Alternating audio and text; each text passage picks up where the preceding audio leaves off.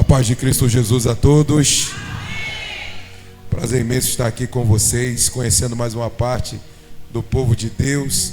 Eu já antecipo, o meu chapéu não é um novo acessório que utilizo, mas na verdade eu fiz uma cirurgia e por isso nesses últimos dias eu estou utilizando o chapéu por causa da cirurgia que fiz, tá certo? Então eu deixo muito bem claro aqui para que não haja nenhum bloqueio no seu coração, dizendo: rapaz, esses pastores de hoje tudo moderninho, né? Agora é de chapéu, que história é essa?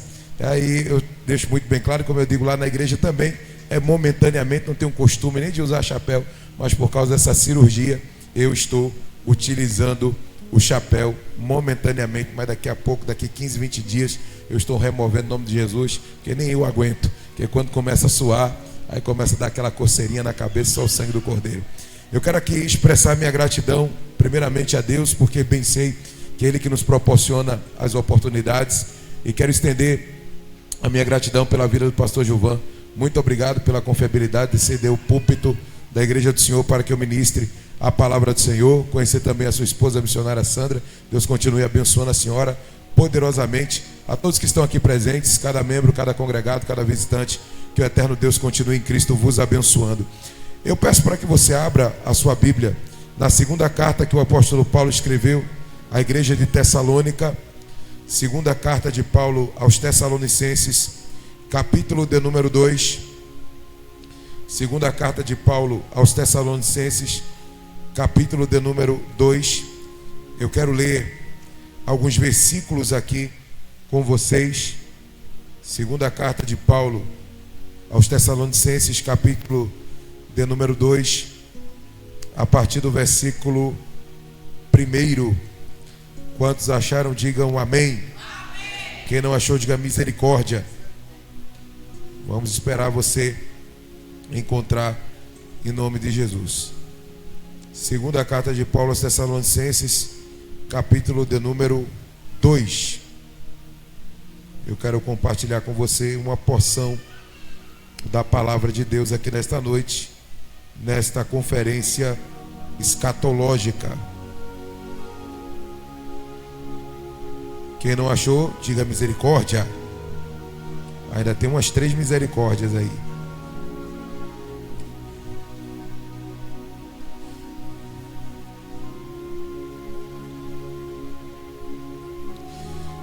Vamos lá, diz assim a palavra. Segunda carta de Paulo aos Tessalonicenses, capítulo 2. Irmãos, no que diz respeito à vinda de nosso Senhor Jesus Cristo e a nossa reunião com Ele, não vos exortamos a que não vos demovais da vossa mente com facilidade, nem vos perturbeis, quer por espírito, quer por palavra, quer por epístola, como se procedesse de nós, supondo tendo chegado o dia do Senhor. Ninguém de nenhum modo vos engane, porque isto não acontecerá sem que primeiro venha a apostasia e seja revelado o homem da iniquidade, o filho da perdição, o qual se opõe e se levanta contra tudo que se chama Deus, ou é objeto de culto, a ponto de assentar-se no santuário de Deus e ostentando-se como se fosse o próprio Deus. Não vos recordais que ainda convosco eu costumava-vos dizer-vos estas coisas? E agora sabeis que o que detém para que ele seja revelado somente em ocasião própria. Com efeito, o ministério da iniquidade já opera, e aguarda somente que seja afastado aquele que agora o detém. Então será de fato revelado o iníquo, quem o Senhor Jesus matará com o sopro da sua boca, e o destruirá pela manifestação da sua vinda. Até aqui. Mantenha a sua Bíblia aberta, mas curva a sua cabeça, por favor. Jesus, aqui está a tua palavra viva e eficaz, e mais penetrante do que espada de 2 gumes.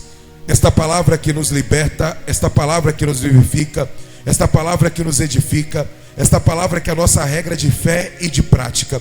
Eu reconheço as minhas falibilidades humanas, reconheço as minhas imperfeições, reconheço a minha incapacidade, reconheço a minha pequenez, mas ao passo que percebo as minhas desqualificações humanas, eu percebo em Ti a Tua grandeza, o Teu poderio de Deus e a Tua disposição de falar aos nossos corações. Eu te peço, Senhor, que o Senhor traga toda a mente cativa ao poder da Tua palavra. Pessoas que chegaram aqui abatidas, angustiadas, preocupadas, trazendo consigo as suas demandas, Senhor, as suas lutas, as suas adversidades, ó Divino Espírito Santo. Eu te convido que nesta noite, Pai, essas pessoas tenham o seu coração atenuado, que nesta noite o Teu Santo Espírito encontre guarida em cada coração, Senhor. Eu te peço para que faças aquilo que dissestes através do profeta Jeremias, que Tu tens o martelo que esmiuça a pedra. Se porventura entrou algum coração de pedra neste lugar, vem com Teu martelo quebrar o coração de pedra e faças aquilo que dissestes através do profeta Ezequiel: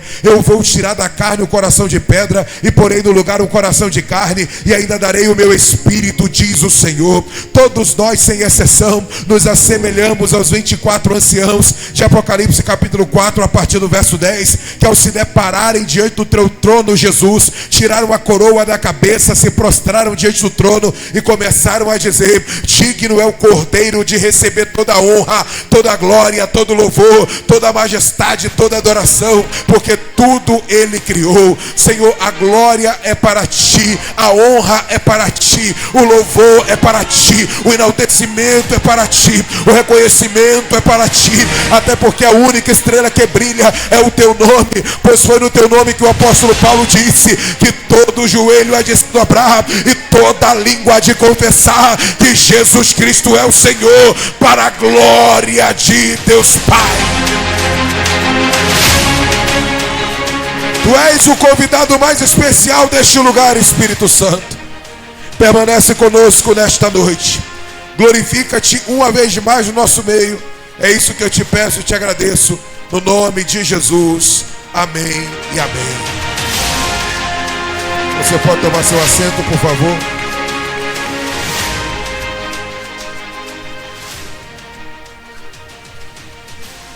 Bem, meus amados irmãos, eu tenho a incumbência, a responsabilidade de falar acerca da vinda de Cristo e o início do milênio. Cada noite você tem vivenciado de forma peculiar as ministrações das pessoas que estão passando por aqui. E eu tenho a plena convicção que vocês foram extremamente edificados pelas pessoas que passaram por aqui e as que hão de passar ainda. Eu quero que você medite comigo neste capítulo, mas antes de adentrar este capítulo propriamente dito, eu quero apenas rememorar para vocês algumas informações extremamente necessárias. Quando você abre a sua Bíblia em Atos capítulo de número 16, a partir do versículo de número 6, você vai perceber que havia dentro do coração de Paulo passar em alguns lugares que ele já havia passado com Barnabé. Eu lembro para você que a primeira viagem missionária executada por Barnabé e Paulo se iniciou em Atos capítulo de número 13, a partir do versículo de número 5, quando o Espírito Santo bradou na igreja e disse: separai Barnabé e a Saulo para a obra que eu os tenho chamado. Eles começaram esta grande empreitada, pregaram o evangelho, pessoas se converteram e Deus legitimou o chamamento tanto de Paulo quanto de Barnabé. Quando você abre em Atos capítulo 15, você vai perceber o primeiro concílio da história da igreja. Eles começam a trazer diversas novidades daquilo que havia acontecido nesta primeira viagem missionária. Todavia, em Atos 15, na altura do verso 35, você vai ver uma discussão entre Paulo e Barnabé. E qual era o grande problema de Paulo e de Barnabé? Era por causa de João Marcos. João Marcos, em Atos 13, versículo de número 13, lá na Panfilha, tinha desistido da viagem missionária e tinha regressado para Jerusalém. Então Barnabé quer dar a João Marcos uma nova chance, enquanto Paulo disse: não vamos dar uma nova chance, porque na hora que ele teve a oportunidade, ele desqualificou a viagem. A discussão foi tão grande, a disparidade foi tão grande entre ambos, que a Bíblia vai dizer que eles se separaram.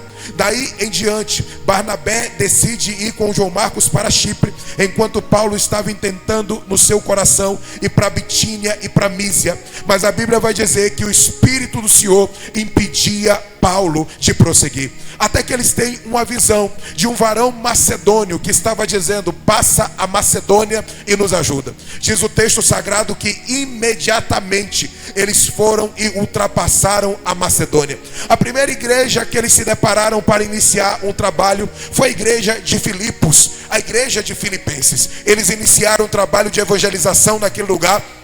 Não havia sinagoga. A primeira reunião que eles estavam fazendo era uma reunião à beira do rio. Pessoas se converteram ao evangelho, o evangelho foi propagado naquele lugar. Então chegamos em Atos capítulo de número 17. Aqui começa uma grande obra do apóstolo Paulo num lugar chamado Tessalônica. Neste lugar, Paulo é utilizado através da pregação do evangelho. O Espírito Santo usa como instrumento e várias pessoas aceitam a Jesus como Salvador. Mas diz a Bíblia Sagrada que lá em Tessalônica se levantou um grupo de religiosos intentando no coração de matar o apóstolo Paulo.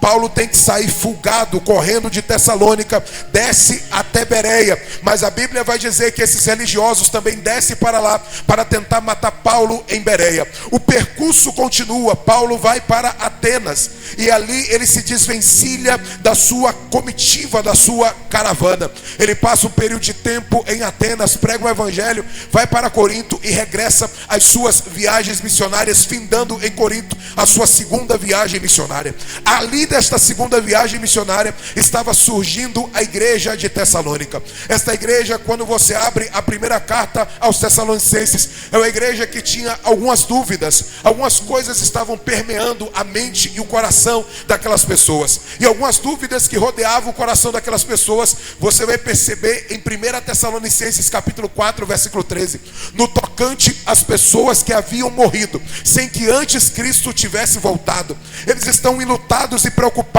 com aquilo que estava acontecendo com aquele povo que havia morrido antes da vinda de Cristo. Mas quando você abre a Bíblia, você vai perceber, Paulo vai dizer: eu não quero que vocês se assemelhem àqueles que não têm esperança. Em outras palavras, Paulo estava dizendo: vocês não podem ficar se debruçando, se lamentando por aqueles que morreram com Cristo Jesus, porque a morte com Cristo é totalmente diferente. Aqueles que não têm esperança, a vida dele finda-se aqui, e depois da morte segue-se o juízo. Mas aqueles que estão ligados a Cristo, aqueles que estão conectados a Cristo, não tem ponto final, mas apenas uma vírgula, porque lá no céu tem continuidade.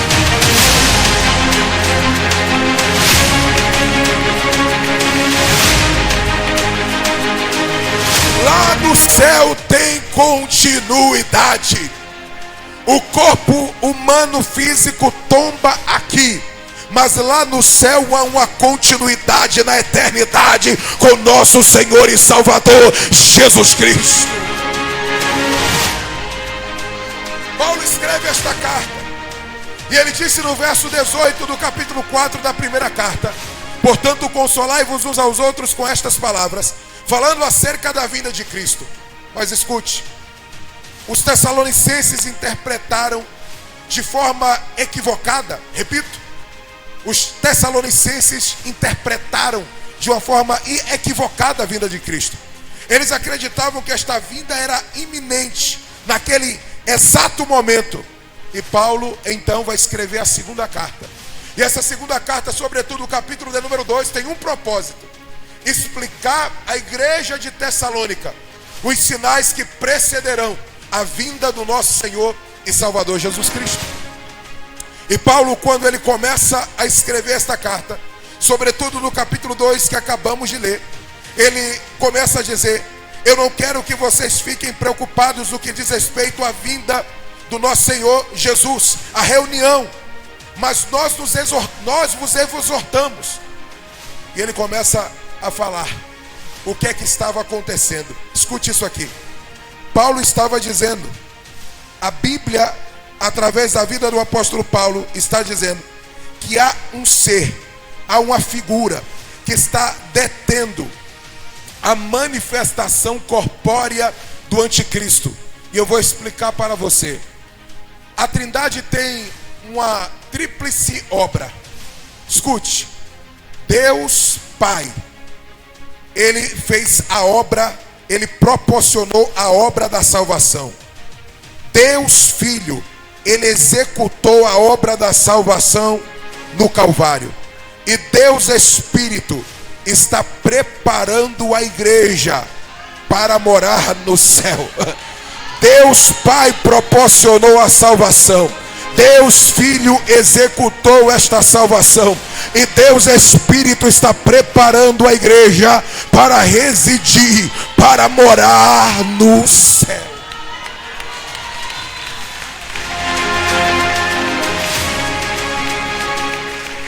Agora, pastor, o senhor está dizendo que existe alguém que está detendo a manifestação corpórea?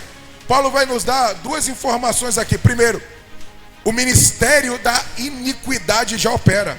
Isto é, o diabo neste mundo sistema, como disse o apóstolo João, o mundo jaz no maligno. Há atuações do diabo no mundo. Paulo, e não fui eu que disse, lá em Efésios capítulo 6, a partir do verso número 10, quando ele vai começar a falar que a nossa luta não é contra a carne nem contra o sangue, mas sim contra principados, potestades, hostes espirituais da maldade, espírito das trevas que habitam nas regiões celestiais. Escute isso aqui. Onde é regiões celestiais, meus irmãos? Regiões celestiais não é debaixo dos nossos pés. Regiões celestiais não é no inferno. Regiões celestiais não é na terra. Regiões celestiais é na parte de cima, aquilo que a teologia vai chamar de segundo céu. Ali estão os demônios, orquestrando a tríplice obra: matar, roubar e destruir. Repito, a tríplice obra: matar, roubar e destruir. Pastor, me apresenta um texto da Bíblia Sagrada, onde nós percebemos esta atuação do inferno nas regiões celestiais. Daniel capítulo de número 10. É só você abrir a sua Bíblia lá e você ler. Você vai perceber que o anjo Gabriel, o anjo mensageiro, tinha chegado com a mensagem desde o primeiro dia que Daniel tinha se proposto a orar.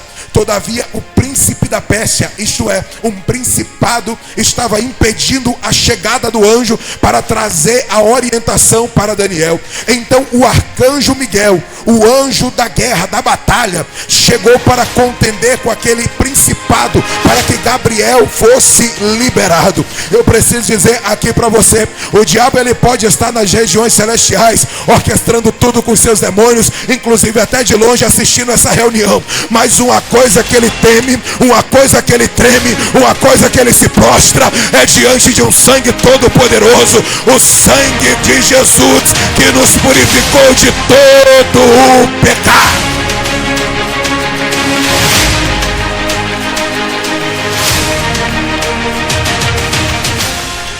O sangue de Jesus que nos purificou de todo o pecado.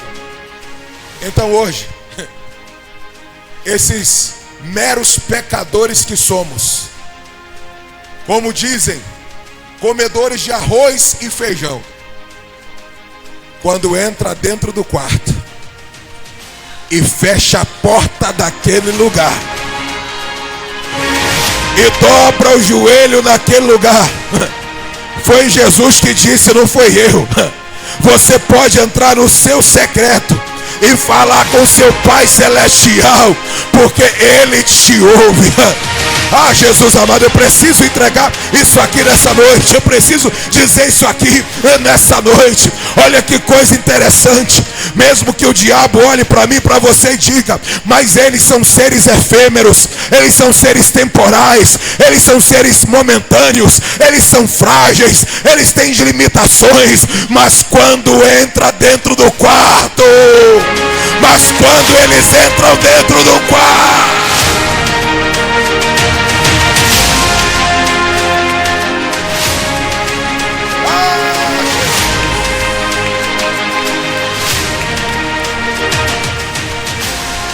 quando eles entram dentro do quarto, eles têm acesso diretamente ao Todo-Poderoso. Eles têm acesso ao Todo-Poderoso. E não há demônio que impeça, não há principado que impeça, não há hoste espiritual da maldade que impeça, não há potestade que impeça. O acesso é livre. O acesso é livre. Eu vou repetir porque você precisa guardar essa palavra no seu coração. O acesso é livre. O acesso é livre.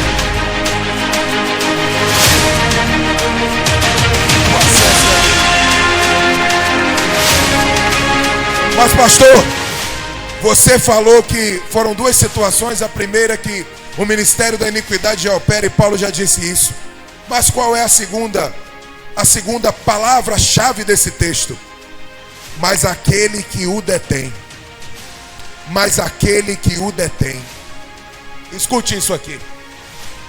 Existe esta função específica do Espírito Santo. O Espírito Santo, ele sempre esteve precedendo novos cenários. Na criação, antes do haja luz, você vai ler na sua Bíblia em Gênesis 1, versículo 2. Terra sem forma e vazia, e o Espírito do Senhor se movia sobre a face das águas. Antes do haja luz, o Espírito Santo estava dominando e comandando aquele lugar. Quando Deus quis... Jesus, eu vou entregar. Quando Deus quis estabelecer uma ordem profética dentro de Israel, quem revestia aqueles homens? A Bíblia vai dizer: e eles foram cheios do Espírito Santo. Quando Deus queria revestir os sacerdotes, Ele mandava também o Espírito Santo. Quando Deus queria revestir os reis, Deus mandava também o Espírito Santo. Quando Deus queria revestir os juízes, Deus mandava o Espírito Santo. Só que tem um detalhe: o Espírito Santo era momentâneo. Ele vinha, executava a sua obra e não permanecia. Mas Jesus disse: eu enviarei outro Consolador.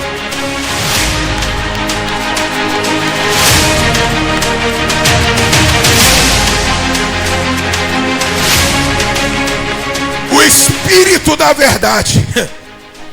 E quando você vai identificar a palavra outro, existem duas possibilidades no grego. Outro é heteros, outro de forma diferente. E a outra palavra é halos. Alguns dizem halos, mas tem uma aspiração no grego que quer dizer halos, outro igual a mim. E Jesus usou esta palavra halos, alguém semelhante a mim. Do mesmo jeito que eu curei, Ele vai curar. Do mesmo jeito que eu batizei, Ele vai batizar. Do mesmo jeito que eu manifestei o meu poder, Ele manifestará. O nome dele é Espírito Santo de Deus.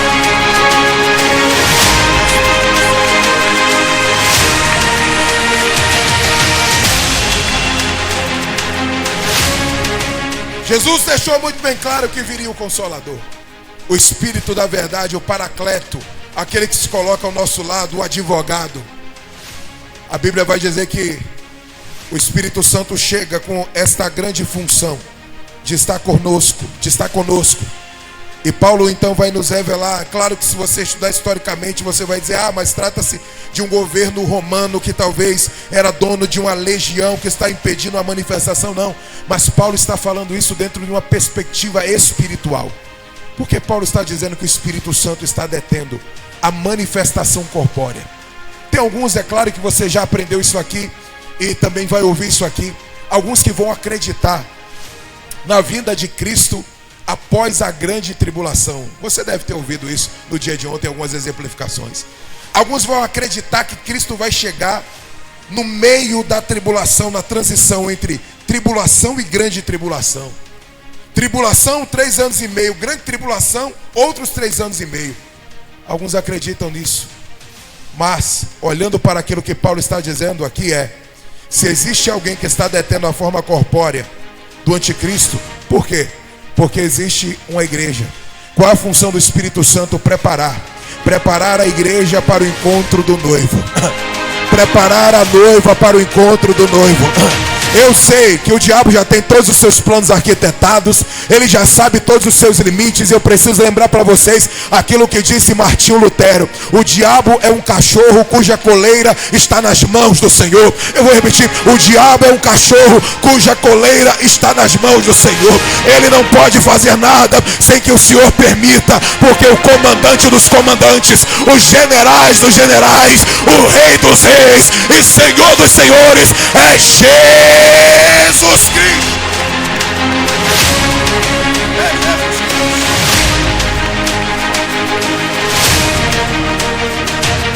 É Jesus Cristo. O Espírito Santo está com esta função de preparar a igreja, de lapidar a igreja, de modificar a igreja. Olha que coisa interessante. Paulo, quando escreve aos Gálatas no capítulo 5, a partir do versículo 18, ele vai falar sobre as obras da carne. Ele vai falar sobre o quê?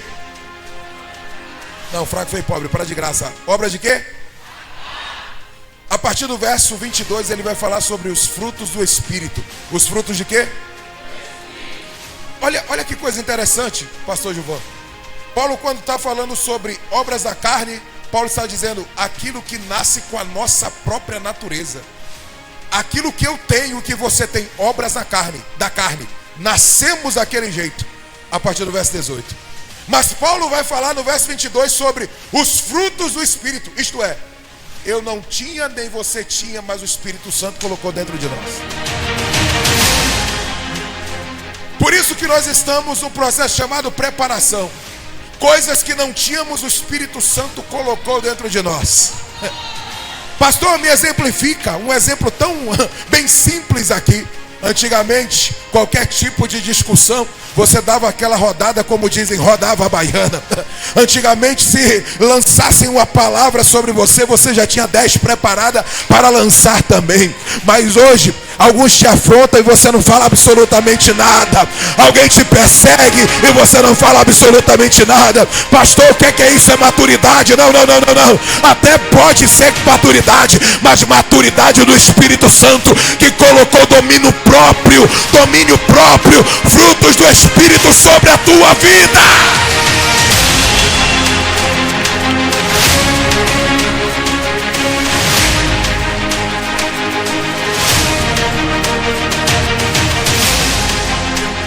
O Espírito Santo nos modelou. O Espírito Santo nos transformou. O Espírito Santo foi arrancando os carrapichos que nós tínhamos. O Espírito Santo foi nos dando coisas que nós não tínhamos, controlando o nosso temperamento, controlando o nosso comportamento, nos modificando. E as pessoas hoje, quando olham para você, dizem assim: não acredito que você é a mesma pessoa. Eu não acredito. Eu posso dizer aqui rapidamente, só abrindo um parênteses aqui bem grande para você. Todas as vezes que conto meu testemunho, que um dia eu fui usuário de droga, que um dia andava no meio dos malandros dos 12 aos 16, lá em Beberibe, lá no Alto do Pascoal, as pessoas quando olham dizem assim: não tem condições de você ter crescido dentro desse contexto. Aí às vezes o que sobrou foi uma marca de um brinco na orelha que eu usava na época, para dizer: olha aqui, foi apenas uma marca que restou. Mas a palavra não é mais a mesma, o comportamento não é mais o mesmo, o jeito não é mais o mesmo, porque quem entrou na minha vida e transformou a minha existência foi o Espírito Santo do Senhor.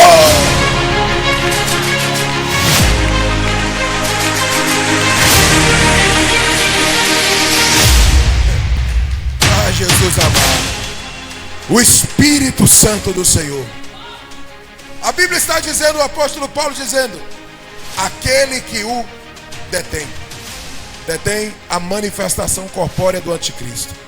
E deixa eu só lembrar para você, embora você já viu isso no dia de ontem aqui, existe aquilo que nós chamamos de alguns vão utilizar esta palavra trindade satânica, outros vão utilizar a palavra tríade satânica, ou seja, anticristo, falso profeta e o diabo.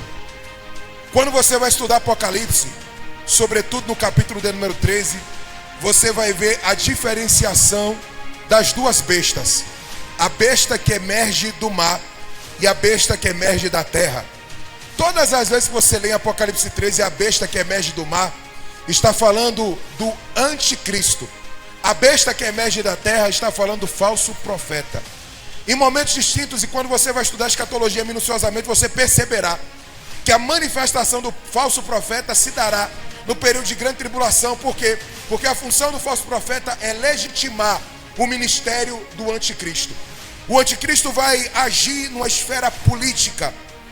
Você deve ter visto isto, falando sobre uma falsa paz estabelecendo aquilo que nós hoje temos de grandes problemas, como segurança pública, educação, saúde, alianças. Ele vai conseguir trazer essa amenização, ele vai conseguir atenuar essas questões.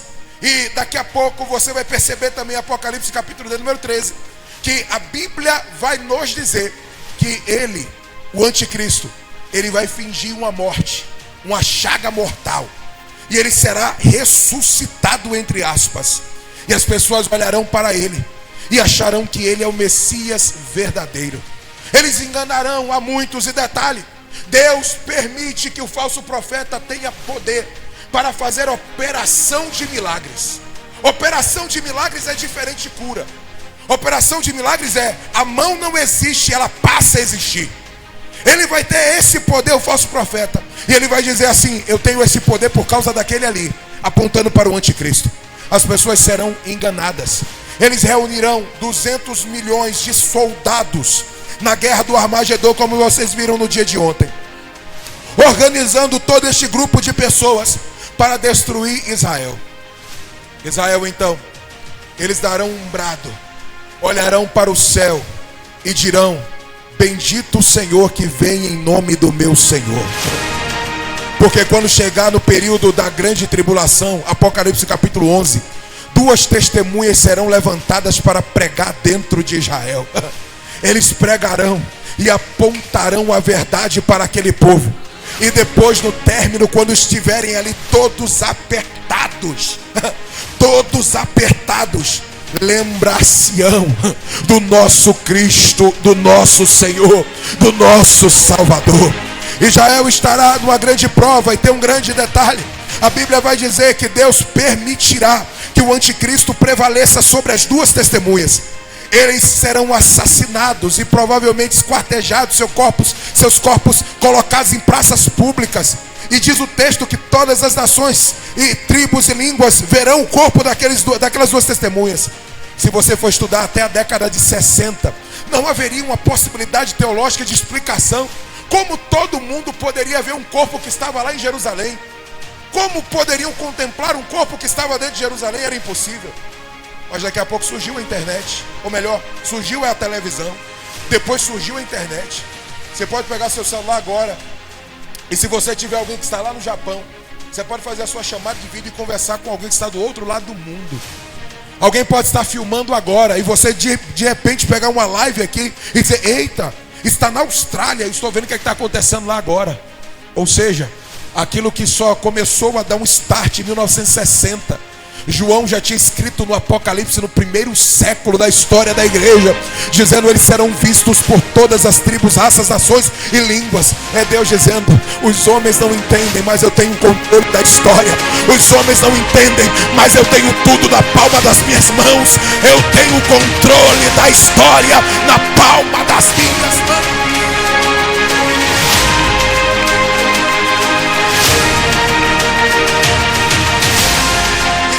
Aqui, quando Israel estiver apertado, quando Israel estiver preso, e eles gritarem: bendito o Senhor que vem em nome do meu Senhor, nós já teremos na verdade vivenciado as bodas do Cordeiro, o tribunal de Cristo e as bodas do Cordeiro. O tribunal de Cristo será para galardão. Repita comigo: será para galardão. As bodas do Cordeiro, a grande reunião. Apocalipse, capítulo 19, a partir do verso número 7. Vindas são as bodas do Cordeiro, porque a noiva já está preparada, já está ataviada. E naquele dia acontecerá aquilo que Jesus disse em Mateus 26, a partir do verso 26. Na última santa ceia ele disse: eu não tomarei do fruto da vide antes que venha ter com vocês novamente. Naquele dia teremos uma santa ceia coletiva, onde quem nos servirá é o nosso Senhor e Salvador Jesus Cristo, lá na eternidade. Está acontecendo. Na parte de cima, tribunal de Cristo, logo em seguida, bodas do Cordeiro, a ceia das bodas do Cordeiro. Aqui embaixo, tribulação e grande tribulação. Quando Israel clama aos céus, a Bíblia vai dizer: já tem um lugar marcado. Pastor, qual lugar? Repita após mim: Monte das Oliveiras. Zacarias capítulo de número 14, você pode ler. Zacarias estava dizendo que quando ele vier, ele pisará no Monte das Oliveiras, e o Monte das Oliveiras vai se fender de um lado ao outro. E o grande detalhe, quando ele subiu em Atos capítulo 1, versículo 11, ele estava no Monte das Oliveiras. Quando ele estava sendo assunto aos céus, aqueles anjos disseram: varões galileus, a quem vocês estão vendo, esse Jesus que vocês estão contemplando subir, ele vai voltar. Ele vai voltar. Ele subiu no Monte das Oliveiras e ele descerá no Monte das Oliveiras.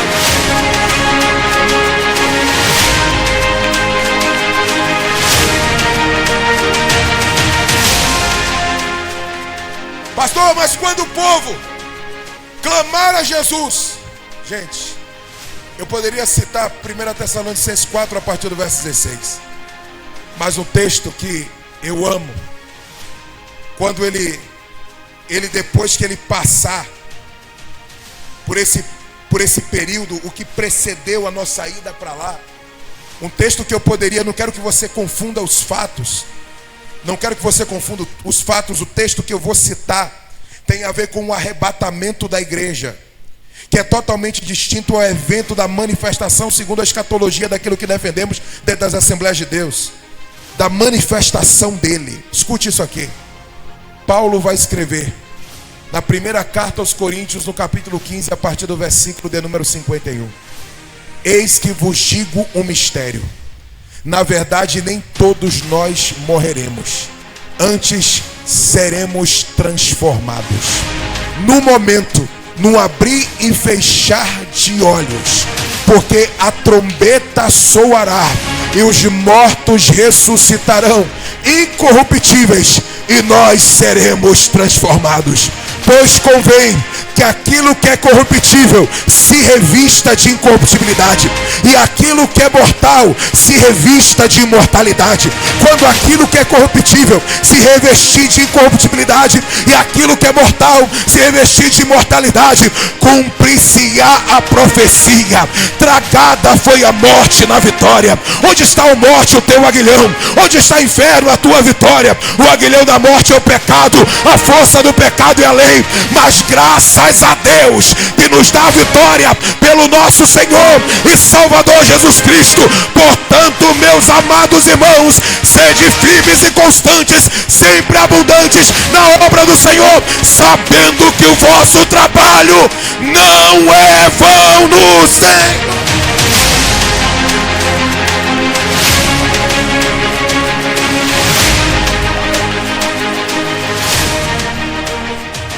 O arrebatamento aconteceu.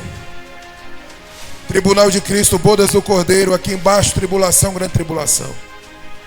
E de repente, quando o povo clama, quando os judeus clamam, a Bíblia vai dizer, Paulo que está dizendo nesse texto aqui, que quando Jesus vier, quando Jesus chegar, a Bíblia vai dizer que o Senhor Jesus matará com o sopro da sua boca e o destruirá pela manifestação da sua vida.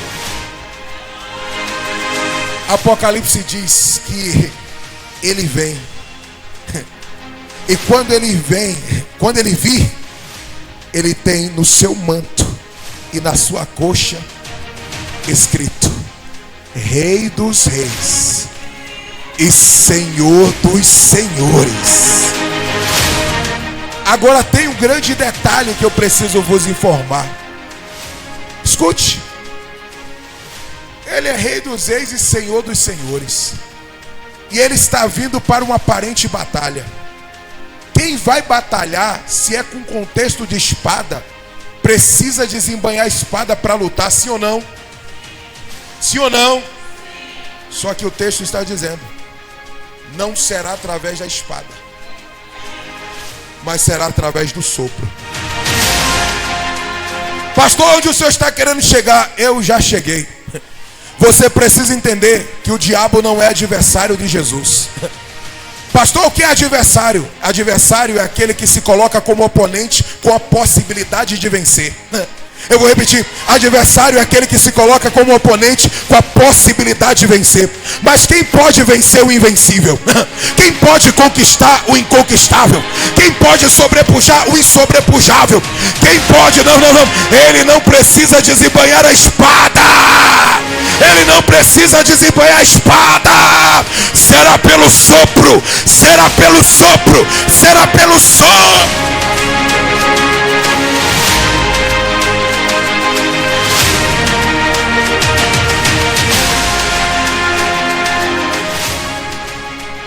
Pelo sopro da sua boca cai por terra anticristo. Pelo sopro da sua boca cai por terra falso profeta. Pelo sopro da sua boca Satanás é preso durante 1000 anos. Ele não precisou das miríades de anjos que ele tem à sua disposição. Ele não precisou do arcanjo Miguel, o guarda de Israel. Não. Ele disse, espera aí que isso é comigo. É pelo sopro da minha boca. É pelo sopro da minha boca. Você precisa guardar essa informação. Se Deus vence o inferno com um sopro, o que é que Ele não pode fazer com a tua vida? Eu vou repetir. Se Deus vence o inferno com um sopro, o que é que Ele não pode fazer pela tua vida ou na tua vida? Descansa o teu coração. Você está pensando que Deus ganha aos 45 minutos do segundo tempo, enquanto o negócio está muito apertado, ele de vez em quando vai para a prorrogação ou vai para os pênaltis para vencer o diabo? Não é assim que a coisa funciona. Ele determina e ninguém pode fazer voltá-lo atrás. Ele determina e ninguém pode fazê-lo voltar atrás.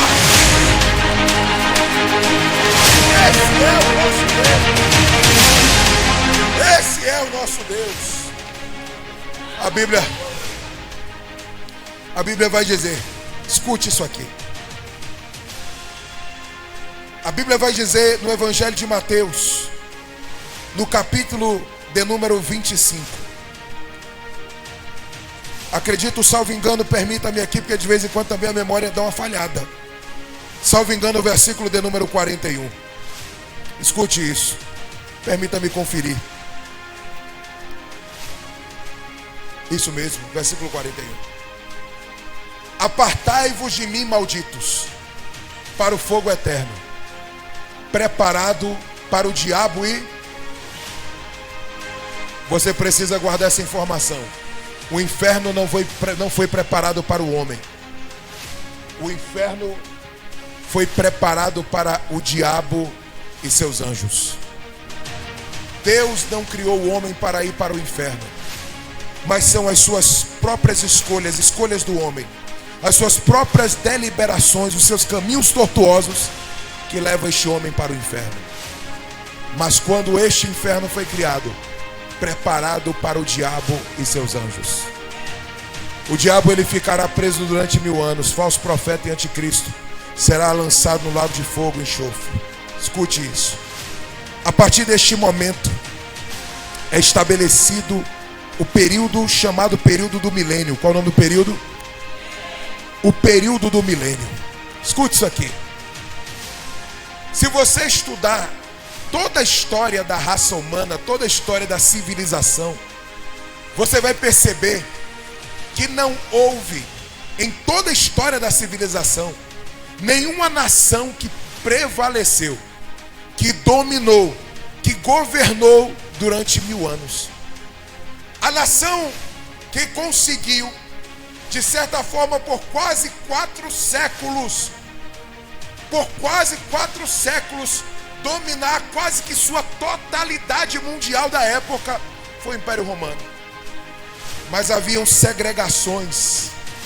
Depois o próprio império se rachou, mas eles não conseguiram nem 500 anos,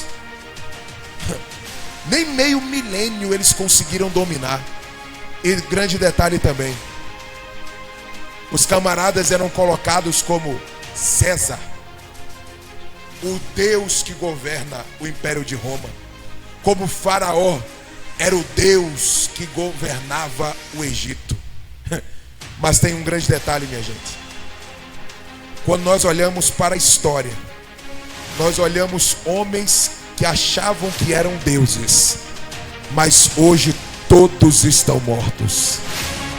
Você não vai ver homens hoje passando de 150 anos. A sepultura já está preparada para ele. Eles não conseguem prevalecer. As suas coroas que eles utilizam são momentâneas. As suas glórias são passageiras. Os seus aplausos são efêmeros e transitórios. Esses homens se sentem ovacionados e reverenciados porque o povo faz isto, procurando os seus ídolos e tentando idolatrar figuras humanas. Mas este rei que eu estou pregando, este rei que eu estou falando, este rei que eu estou ministrando nesta noite, a Bíblia vai dizer que ele está no alto e sublime trono, coroado de glória, de majestade e de poder. Daniel disse: o seu reino não terá fim. Roma passou, Egito passou, a Babilônia passou, os medos e os persas passaram, os gregos passaram, mas o reino de Cristo continua vivo.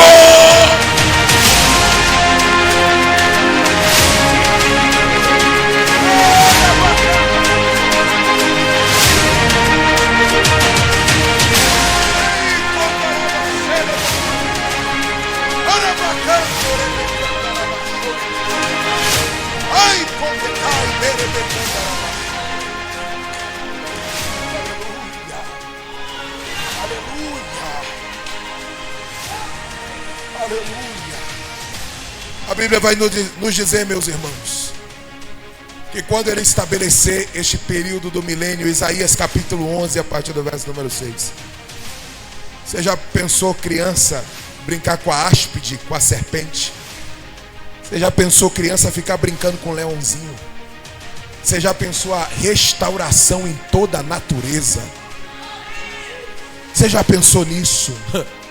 A fauna e a flora totalmente restaurada, não mais maculada pelo pecado, porque a presença dele estará lá, regendo todas as coisas. Eu vou repetir: a presença dele estará lá, regendo todas as coisas. Eu não sei você, mas eu tenho uma gloriosa expectativa de estar com ele lá na eternidade, de vivenciar com ele estes momentos tão maravilhosos, tão sublimes, tão excelsos, tanto da sua vinda se manifestando para todos, quanto do período do milênio, onde ele estará dominando durante 1000 anos em toda a terra, governando todas as coisas e dizendo: eu sou o verdadeiro rei, eu sou o Senhor, eu sou aquele que pode todas as coisas, todas as coisas, todas as coisas.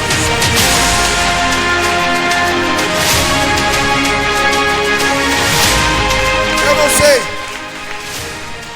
se você consegue imaginar e pensar, se você consegue estabelecer agora na sua mente, parar um pouco, analisar e refletir, que as lutas que nós temos no tempo presente, que as tribulações que nós temos no tempo presente, que as adversidades que nós temos no tempo presente, não tem nenhuma comparação, como bem disse o apóstolo Paulo.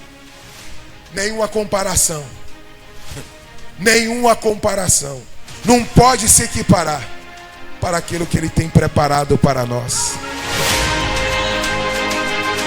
Eu finalizo essa mensagem nessa noite dizendo porque o diabo nos odeia tanto e quer nos impedir de vivenciarmos este momento. Eu vou te dar algumas razões aqui. A primeira coisa O diabo queria ser o que nós somos. Pastor, explica. A Bíblia vai dizer no livro do profeta Isaías, o diabo dizendo: eu colocarei o meu trono acima das estrelas, e eu serei semelhante ao Altíssimo. Ele queria ser semelhante ao Altíssimo. Quando Deus vai criar o homem, a Trindade se reúne e diz: façamos o homem conforme a nossa imagem e semelhança. Ele queria ser imagem de Deus, mas Deus nos deu a sua imagem. Eu vou repetir: ele queria ser imagem de Deus, mas Deus nos deu a sua imagem.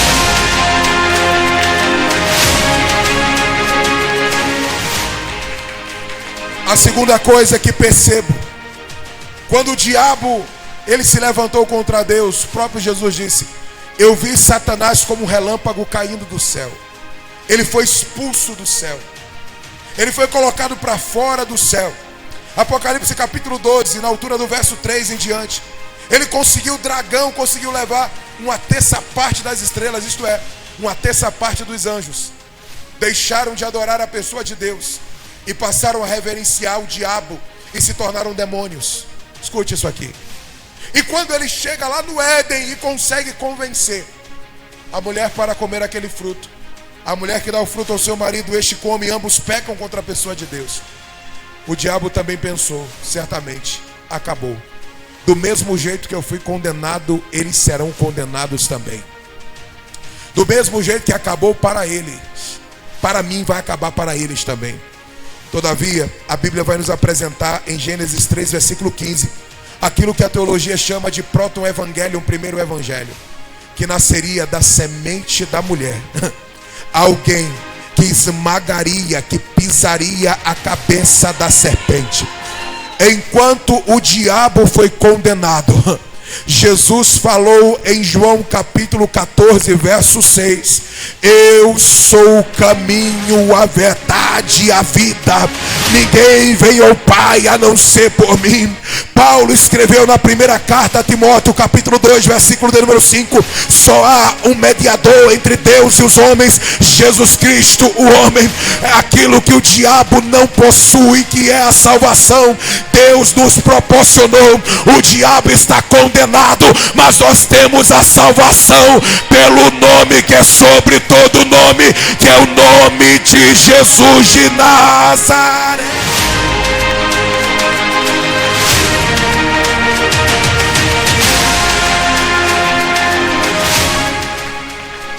Pastor, entendi a primeira coisa. Ele queria ser a imagem de Deus, queria ser semelhante a Deus, e Deus nos deu isso. Eu entendi que ele pensou também que nós seríamos condenados continuamente, mas para nós é uma salvação em Cristo Jesus. Pastor, qual a terceira coisa? E aqui eu finalizo. Do lugar que ele foi expulso, nós estamos indo para lá.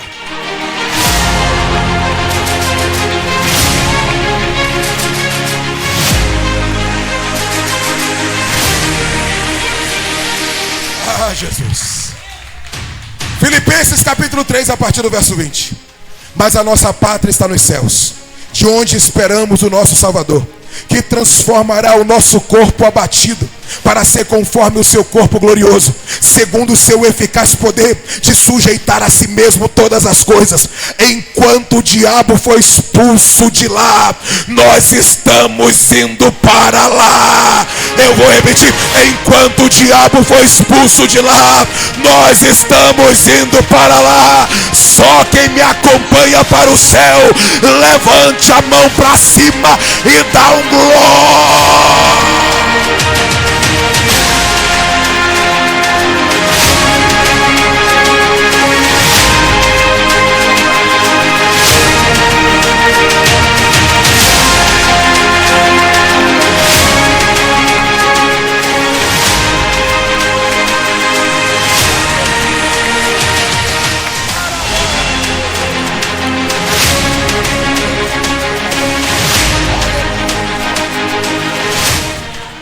Pastor, Eu queria permissão só para que Ítalo cantasse aquele hino de novo, Além do Rio Azul.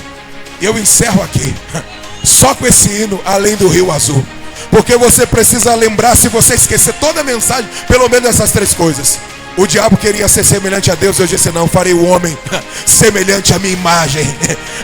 Eles serão minha imagem e semelhança. Deus nos deu aquilo que o diabo queria. O diabo pensou que nós teríamos a condenação, mas Deus nos deu a salvação através de Cristo Jesus. Do lugar que o diabo saiu, foi expulso, nós estamos indo para lá. Se você lembrar dessas três coisas, eu me sinto totalmente regozijado, porque a mensagem do Evangelho dominou o vosso coração. A nossa expectativa maior, o nosso desejo maior, a nossa vontade maior, o nosso anelo maior é estarmos com Ele na eternidade.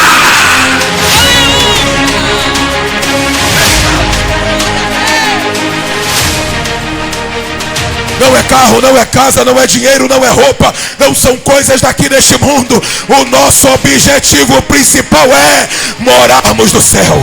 Morarmos no céu. Morarmos no céu. Você pode louvar, você pode adorar esse Deus essa noite. Além do rio azul,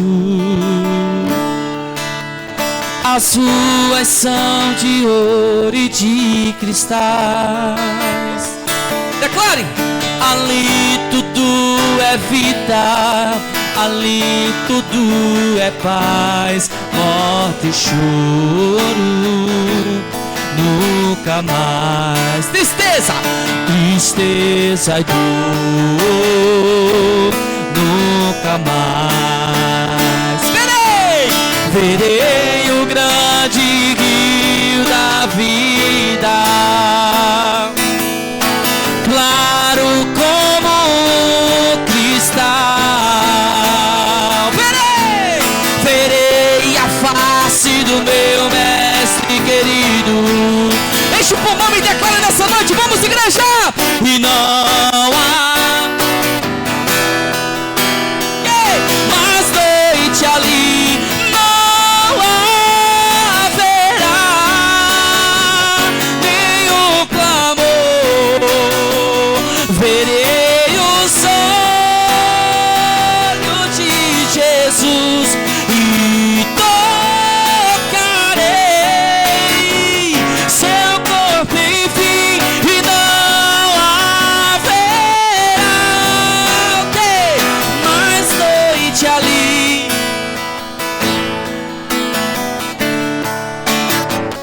nenhum clamor. E verei os olhos de Jesus e tocarei seu rosto, enfim. As nações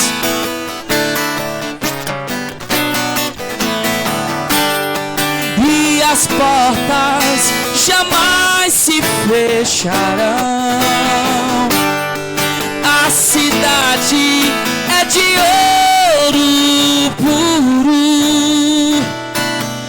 de jaspe seu muro, além do rio azul. Morte e choro, e morte e choro, tristeza, nunca mais, nunca. Pode ser melhor, diga mais forte: morte e choro, e morte e choro, nunca, nunca mais, nunca mais. E morte e choro, tristeza e dor, nunca mais. Além do rio azul.